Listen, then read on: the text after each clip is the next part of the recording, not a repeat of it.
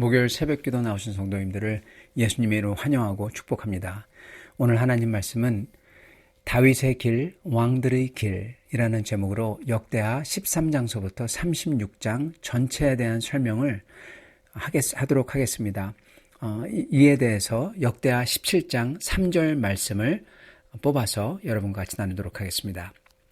여호와께서 여호사밧과 함께 하셨으니 이는 그가 그의 조상 다윗의 처음 길로 행하여 바알들에게 구하지 아니하고 오직 그의 아버지의 하나님께 구하며 그의 계명들을 행하고 이스라엘의 행위를 따르지 아니하였음이라. 아멘. 오늘 말씀 제목은 다윗의 길, 왕들의 길입니다. 하나님이 다윗의 길로 초청을 하시죠. 그래서 오늘 말씀 역대하 17장 3절에 보면은 여호사밧은 그의 조상 다윗의 처음 길로 행했다. 그래서 이스라엘의 행위를, 왕들의 길을 따르지 않았다. 그렇게 기록합니다. 그래서 오늘 말씀을 통해서 우리도 다윗의 길을, 그 초청을 받아서 그 길로 갈 수 있기를 바랍니다. 역대하 13장부터 36장은 남유다의 2대 왕 아비야서부터 마지막 왕 시드기야까지 통치가 어땠는지를 보여줍니다. 등장하는 왕들을, 여러 왕들이 나오는데 거기에 보면은 19명이 나와요. 총 19명의 왕. 그 중에서 8명은 선한 왕이고 8명은 악한 왕이고요. 그리고 3명은 직접적인 평가를 하지 않습니다. 그게 역대하에서 평가하는 왕들입니다. 역대기 저자는 하나님의 중심의 통치를 하면 정직했다 하고 말씀하고, 그 반대로 우상을 쫓아 통치하면 악을 행했다, 그렇게 기록합니다. 그래서 역대기는 이 두 길을, 다윗의 길 그리고 이스라엘 왕들의 길, 이렇게 명확히 구분을 합니다. 역대기 저자는 특별히 이 중에서 아사왕, 여호사밧 왕, 히스기야 왕, 요시야 왕, 이 네 왕들을 다른 왕들보다 더 자세히 기록합니다. 이들이 우상을 제거하고 성전을 수리하죠. 그렇게 함으로써 예배를 회복한 일을 강조하죠. 사실 이 네 왕들을 가만히 보면은 이 네 왕이 처했던 상황은 전부 다 좋지 않았습니다.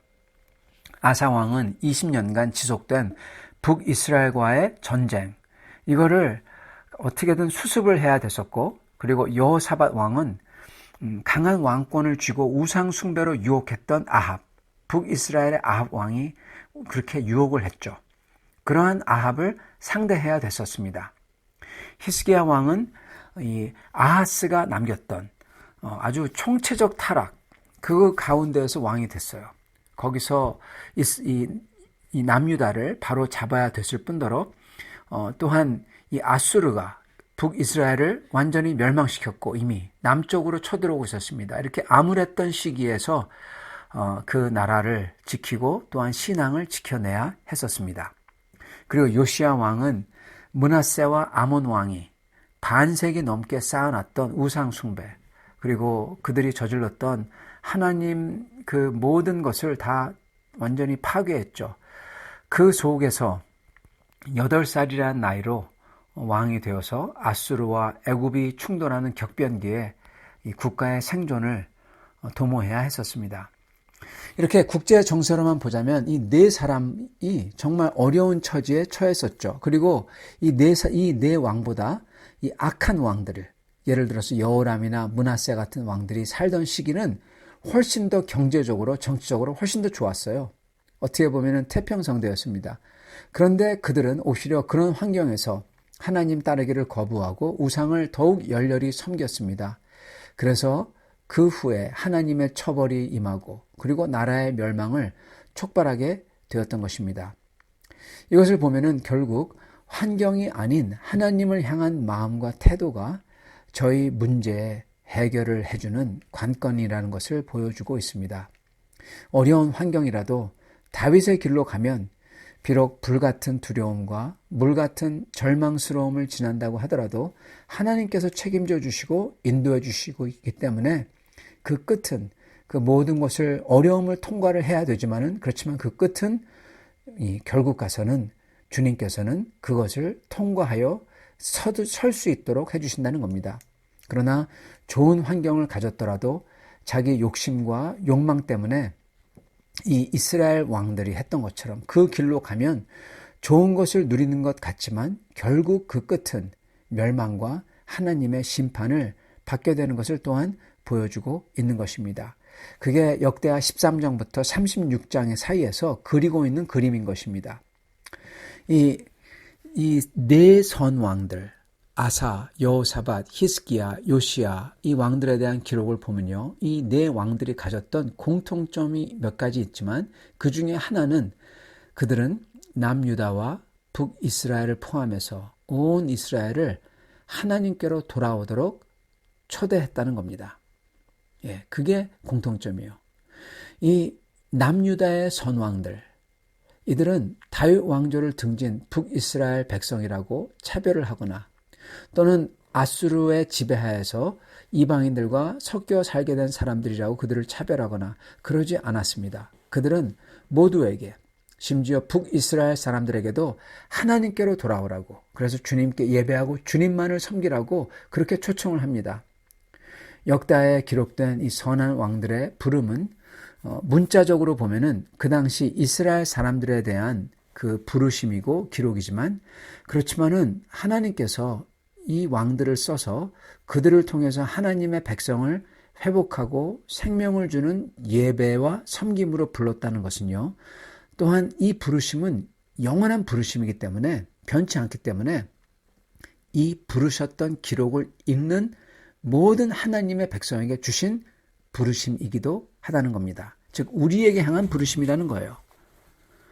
하나님은 이 초청으로서 우리를 새로운 소망 가운데로 부르시고 계십니다.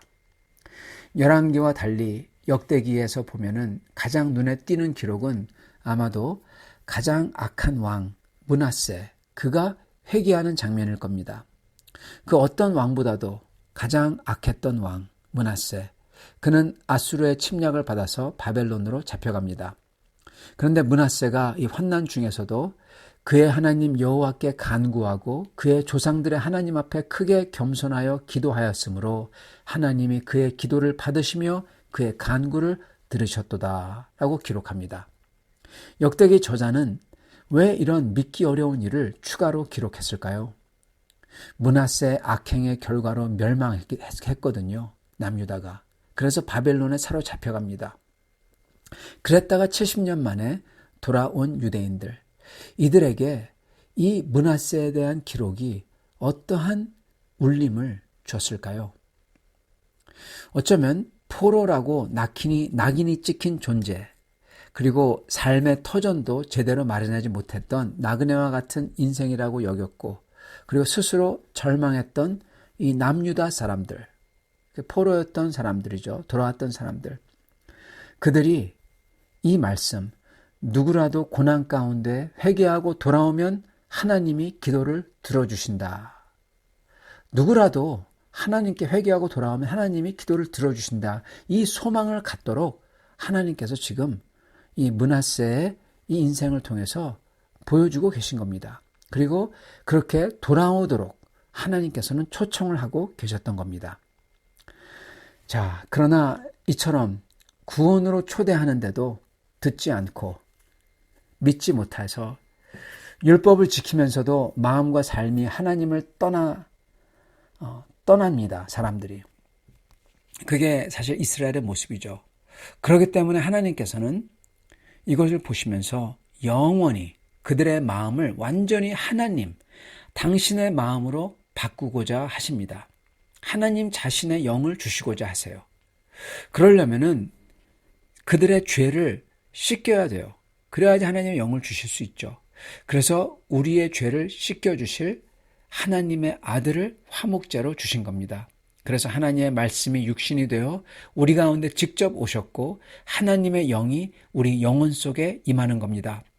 이제 그렇게 하나님의 아들의 생명의 대가를 치른 사람들, 하나님의 영이 그들 속에서 새롭게 역사하는 사람들, 그들에게는요, 구약 성도들이 바랄 수 없었던 이 새로움과 능력, 그리고 바랄 수 없는 소망의 실체가 주어진 겁니다. 그게 바로 예수 그리스도 안에서 주님의 보혈로 씻긴 사람들, 그래서 주님의 영을 받은 사람들, 그래서 하나님의 자녀가 된 우리들입니다. 삼위일체 하나님 자신을 전부 다 받은 거예요. 예수 그리스도의 보혈, 그래서 주님의 영을 받고 아버지의 자녀가 되고 그걸 다 받은 게 우리들이라는 겁니다. 그래서 이 역대하에 나오는 모든 악한 왕들이 보여준 죽는 길을 더 이상 가지 않고 다윗의 길로 가는 모든 선왕들이 다윗의 길로 가면서도 목말라하고 바랬던 거, 그걸 우리가 다 받아서 누리고 있는 겁니다. 그렇기 때문에 사도 바울께서는 골로새서에서 우리 안에 계신 예수 그리스도를 영광의 소망, 즉 소망 중에서 최고의 소망이라고 고백하는 겁니다. 사랑하는 성도 여러분, 이렇게 은혜를 받은 우리입니다. 그 모든 왕들과 그리고 유다 백성들, 그리고 포로로 잡혀갔다가 다시 돌아온 사람들이 소망했던 것을 우리가 성령으로 받았고 예수 그리스도의 보혈로 받았고 그리고 하나님 아버지의 양자가 되는 걸로 받은 사람들이에요. 그들이 꿈도 꾸지 못했던 그 은혜를, 그리고 간절히 바랬던 은혜를 받은 사람들이 우리라는 것입니다. 그러한 우리는 다윗의 길로 가야 된다는 거예요. 우리는 항상 그리스도 안에서 거함으로써 주님의 말씀으로 우리의 마음을 가득 채우고 우리가 기도로서 주님의 영이 말씀을 통해서 우리를 채우도록 하고 하나님 아버지의 인도하심을 받으면서 아버지께 여쭙고 구하고 고백하고 그러면서 주님을 따를 수 있기를 바랍니다. 이게 다윗의 길입니다. 그리고 이 길은 항상 감사와 감격, 간구와 고백, 그리고 기쁨과 찬양이 가득합니다. 이러한 순종의 길, 다윗의 길을 가시는 여러분 되시기를 축원합니다. 같이 기도하겠습니다. 주님, 주님께서는 이 모든 역대하에 나오는 왕들이 그리고 백성들이 간절히 바랬던 것, 주님의 영이 새롭게 하여 주님의 길을, 다윗의 길을 갈 수 있기를 원했던 그 역사를 저의 속에서 이루셨습니다. 주님의 영이 저의 속에 거하시기 때문에 주님의 말씀을 저희가 묵상하며 주님의 말씀을 붙들고 이렇게 나도 다윗의 길로 가겠다고 구할 때 주님의 영이 저의 마음을 감동시키며 저희도 다윗처럼 주님을 사모하게 만드시니 감사합니다. 이게 주님의 영이 우리 속에 살아계신 증거라 믿습니다. 주님, 우리 사랑하는 성도를 항상 다윗의 길로 가게 하시고 항상 찬양과 감사와 고백과 간구와 그래서 주님과 교제가 끊이지 않는 성도를 되도록 축복하여 주시옵소서. 예수 그리스도 받들어 기도드리옵나이다. 아멘.